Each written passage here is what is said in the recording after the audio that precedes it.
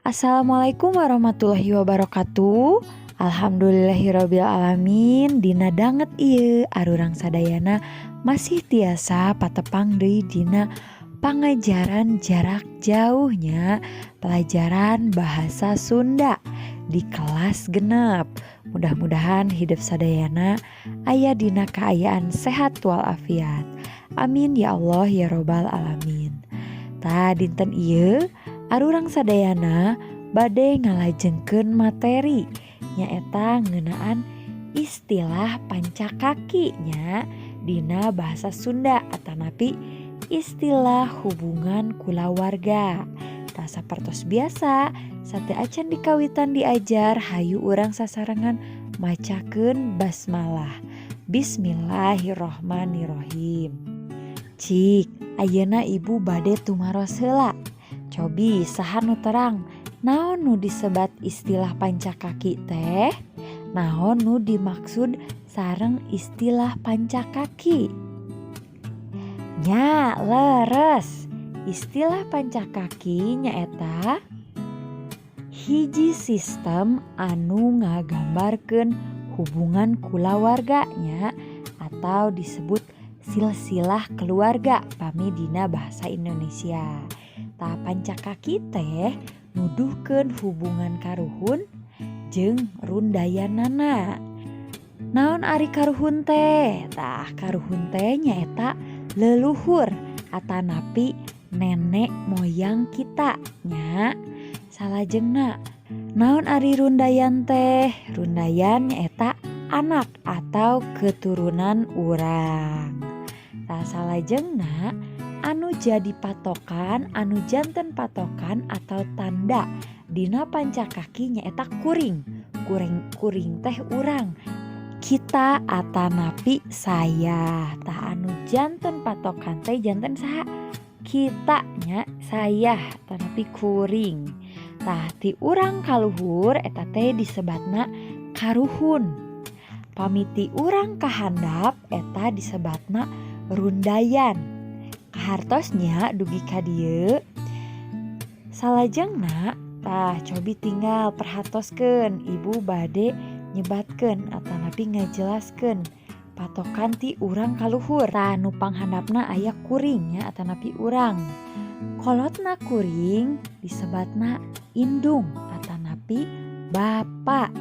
Orang tuanya kita disebut ibu atau bapak. Salajengna kolotna indung bapa arurang teh disebatna nini sareng aki. Tah kolotna nini sareng aki disebatna buyut. Kolotna buyut disebatna bao. Kolotna bao disebatna jangga wareng. Lajeng deui kolotna jangga wareng disebatna udeg-udeg. Pami kolotna udeg-udeg disebatna kait siwur. Tah sepuhna kait siwur atanapi kolotna kait siwur disebatna karuhun. Lajeng deui ti urang kahandap. Nah, ieu di pangluhurna aya kuring atanapi urang. Pami urang gaduh katurunan disebatna anak. Anakna anak urang disebatna incu. Anakna incu urang disebatna buyut. Lajeng deui anakna buyut disebatna bao. Anakna bao disebatna jangga wareng. Lajeng deui anakna jangga wareng urang disebatna udeg-udeg. Anakna udeg-udeg disebatna kait siwur. Tah anakna kait siwur disebatna katuncar mawur. Tah lajeng deui sepuh urang atanapi indung bapa urang gaduh lanceuk. Tah lanceukna indung bapa urang teh disebatna uwa. Sedengkeun adina indung bapa urang disebatna nyaeta bibi atanapi emang. Bibi kangge istri, emang kangge pameget. Pami urang ka anak uwa disebatna nyaeta kapi lanceuk.